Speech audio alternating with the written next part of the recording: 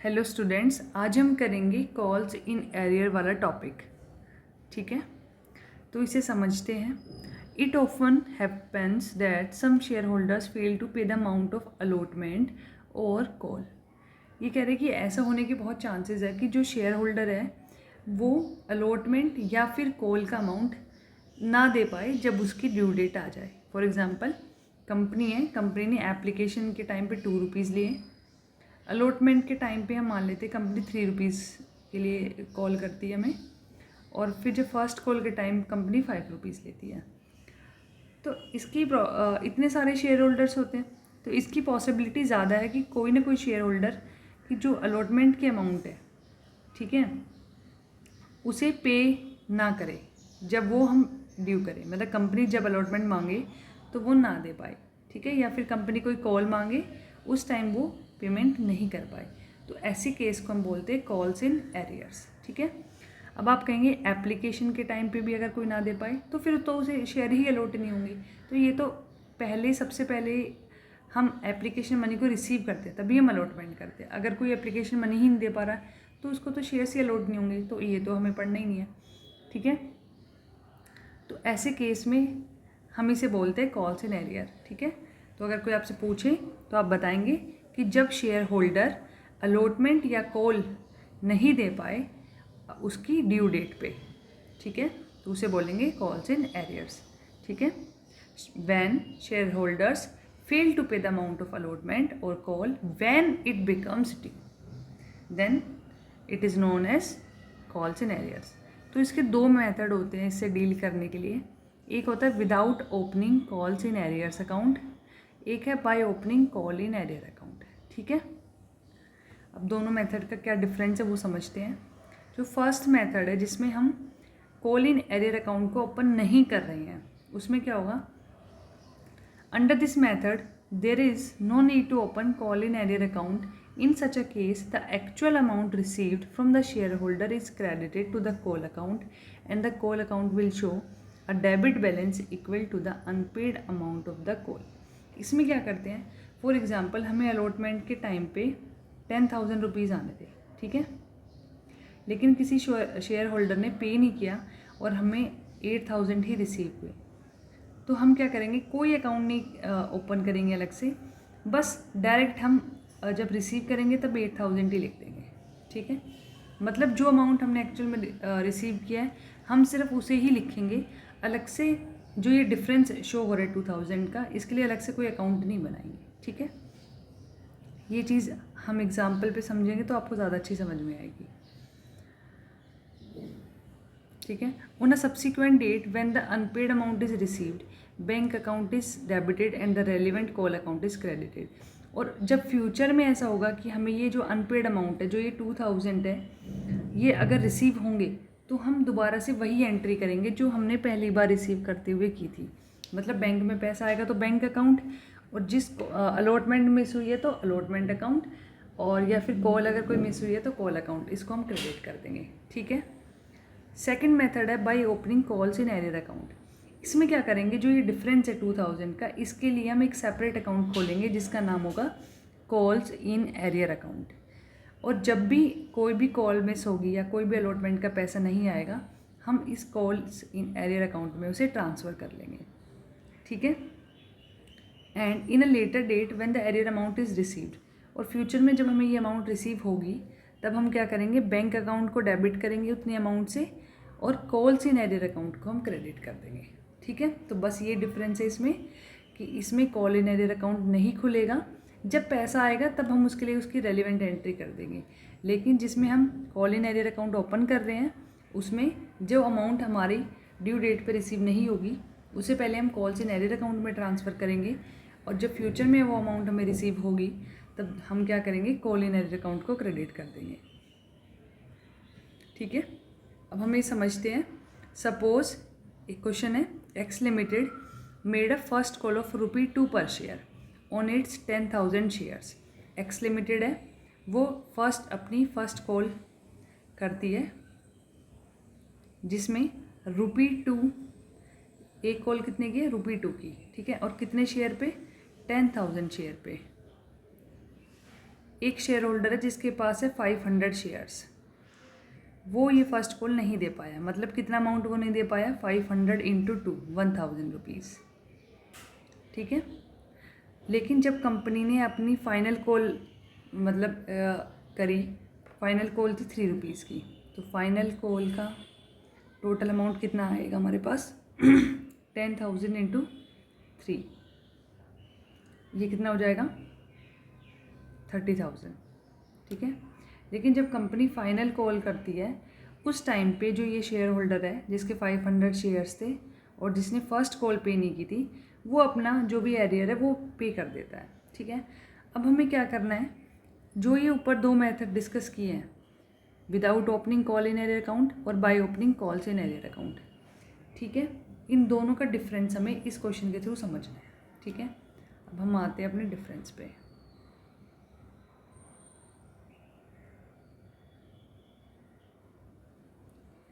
अब देखो, पहले हम डिस्कस करेंगे without opening call in arrear account, ठीक है। अब आप इसे थोड़ी देर के लिए इग्नोर करो, सिर्फ आपको ध्यान देना है जब हम कॉल इन एरियर अकाउंट को ओपन नहीं करते उस सिचुएशन में क्या होगा, ठीक है। अब देखिए, जब हम फर्स्ट कॉल को ड्यू करेंगे तो उसकी एंट्री तो अभी तक हमने इतने क्वेश्चन किए, आपको समझ में आई गई होगी। एंट्री होगी ड्यू करने की, share first call account debit to share capital account, ठीक है। और अमाउंट कितनी ड्यू होगी, वो है 10,000 शेयर्स पे ₹2 ईच, 20,000, ठीक है। तो ये आपको समझ में आ गया।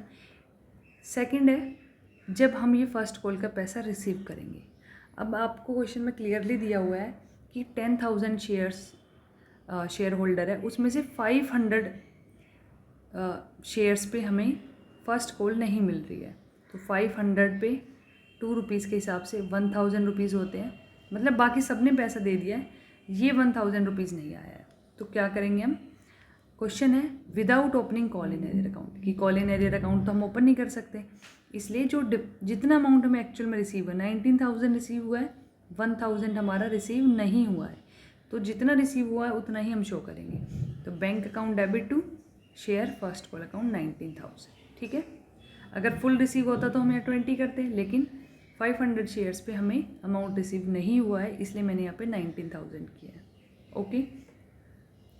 फिर थर्ड एंट्री होगी on making final call due. अब हम फाइनल कॉल को ड्यू करेंगे तो 10,000 शेयर पे ₹3 के हिसाब से 30,000 हो जाएगा टोटल अमाउंट, ठीक है। ड्यू करी हमने, अब हम फाइनल कॉल रिसीव कर रहे हैं, तो जब फाइनल कॉल रिसीव कर रहे हैं और फाइनल कॉल तो सभी ने पे किया है, तो bank account debit to share final call, तो फाइनल कॉल पे हमें 30,000 रुपीज़ रिसीव हुए हैं। इसके साथ साथ ही क्वेश्चन ने बताया है कि जो ये शेयर होल्डर था जिसने फर्स्ट कॉल पे 500 शेयर पे अपनी फ़र्स्ट कॉल पे नहीं की थी, वो भी फाइनल कॉल के टाइम पे ये एरियर पे कर देता है, तो हमारे अकाउंट में 1000 रुपीज़ और एक्स्ट्रा आएंगे, ठीक है। वो किस चीज़ के होंगे, शेयर फर्स्ट कॉल अकाउंट, तो यहाँ पे अलग से मेंशन करके दिखा देंगे। और बैंक का टोटल तो एक साथ कंबाइन करके लिख सकते हैं हम, 30,000 प्लस 1000, ठीक है।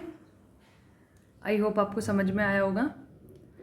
तो ये हमारा हो गया case without opening calls in arrear account, ठीक है।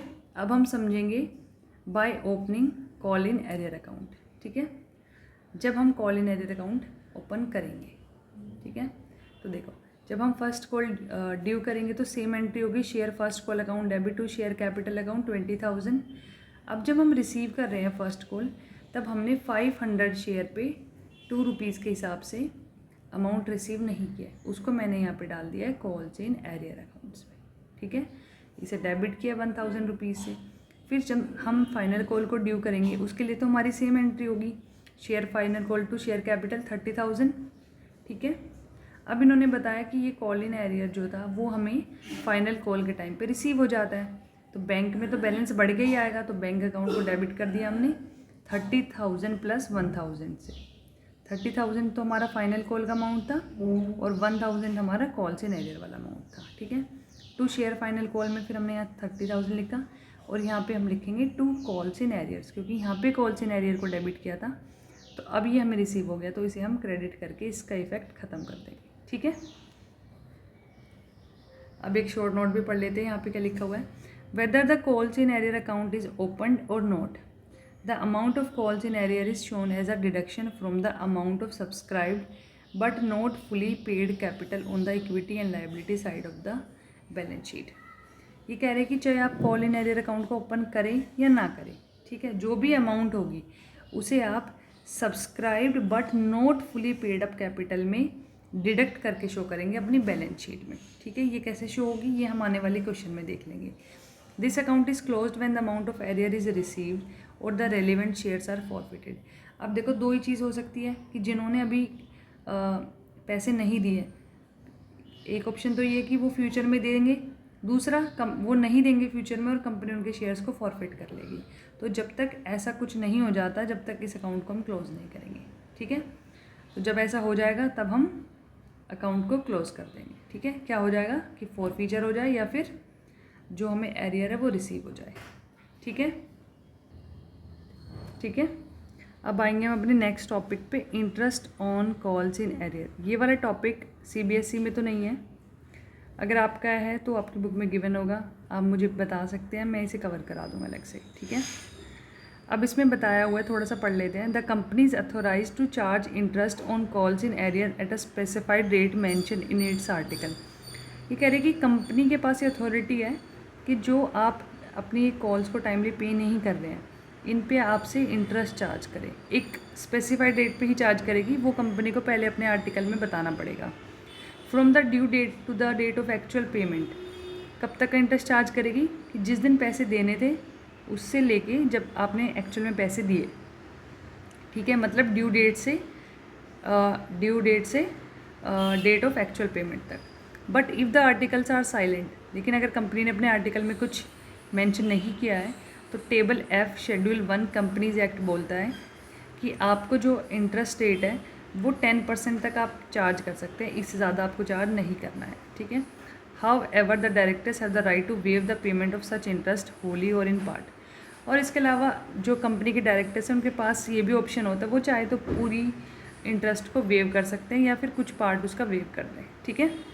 तो नेक्स्ट वीडियो में हम क्वेश्चन नंबर 15 करेंगे, ये आप ज़रूर समझना क्योंकि इसमें ये सारे पॉइंट्स यहाँ पे जो नोट पे गिवन है बैलेंस शीट में कैसे शो करेंगे और इन दोनों से रिलेटेड भी हम क्वेश्चन कर लेंगे, ठीक है। Thank you so much.